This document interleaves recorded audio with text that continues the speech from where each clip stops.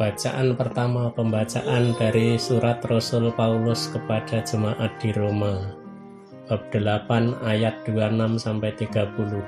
Bagi mereka yang mengasihi Tuhan, segala sesuatu mendatangkan kebaikan.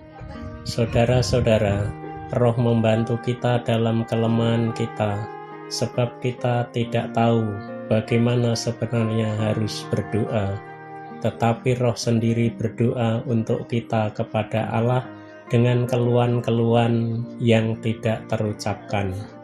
Dan Allah yang menyelami hati nurani mengetahui maksud Roh itu, yaitu bahwa Ia sesuai dengan kehendak Allah berdoa untuk orang-orang kudus. Kita tahu sekarang bahwa Allah turut bekerja dalam segala sesuatu untuk mendatangkan kebaikan bagi mereka yang mengasihi Dia, yaitu bagi mereka yang terpanggil sesuai dengan rencana Allah. Sebab semua orang yang dipilih Allah sejak semula, mereka itu juga ditentukan sejak semula untuk menjadi serupa dengan gambaran anaknya, supaya anaknya itu menjadi yang sulung di antara banyak saudara. Dan mereka yang ditentukan Allah dari semula, mereka itu juga dipanggilnya, dan yang dipanggilnya, mereka itu juga dibenarkannya, dan yang dibenarkannya, mereka itu juga dimuliakannya. Demikian sabda Tuhan. Syukur kepada Allah. Bacaan Injil Lukas bab 13 ayat 22-30. Mereka datang dari timur dan barat dan akan duduk makan di dalam kerajaan Allah. Inilah Injil Yesus Kristus menurut Lukas. Dalam perjalanannya ke Yerusalem, Yesus berkeliling dari kota ke kota, dari desa ke desa sambil mengajar. Maka bertanyalah kepadanya, "Tuhan, sedikit sajakah orang yang diselamatkan?" Jawab Yesus kepada orang-orang di situ, "Berusahalah masuk melalui pintu yang sempit itu. Sebab aku berkata kepadamu, banyak orang akan berusaha untuk masuk, tetapi tidak akan dapat. Jika tuan rumah telah bangkit dan menutup pintu, kalian akan berdiri di luar dan mengetok-ngetok pintu sambil berkata, 'Tuan, bukakan pintu bagi kami.' Tetapi dia akan berkata, 'Aku tidak tahu dari mana kalian datang.' Maka kalian akan berkata, 'Kami telah makan dan minum di hadapanmu, dan engkau telah mengajar di jalan-jalan kota kami.' Tetapi ia akan berkata, 'Aku tidak tahu dari mana kalian datang. Enyahlah dari hadapanku, hai kalian semua yang melakukan kejahatan.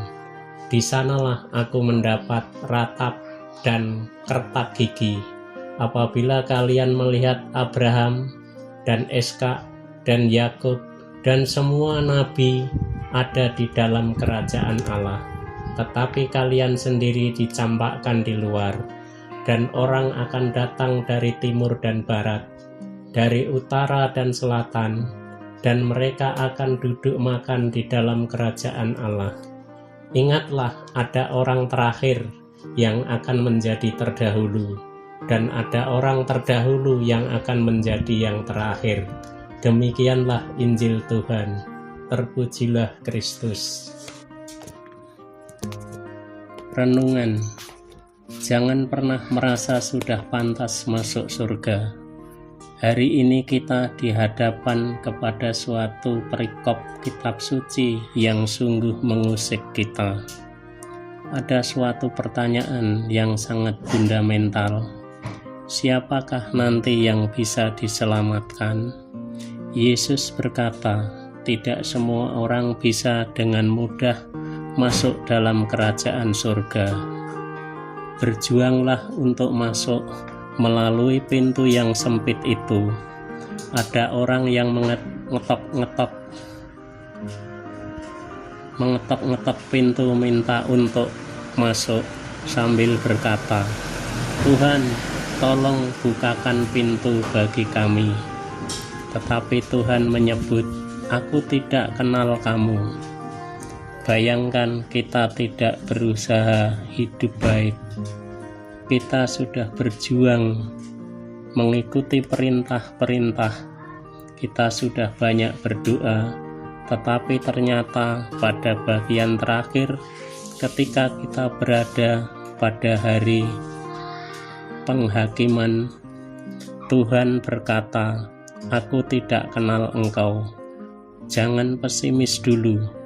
Tuhan menuntut kita untuk memiliki sikap batin sehingga sebagai orang hamba yang berdosa, yang tidak pantas memperoleh rahmat keselamatan, ketimbang sikap batin seperti orang Farisi dan ahli Taurat yang merasa sebagai orang yang paling pantas masuk dalam kerajaan surga.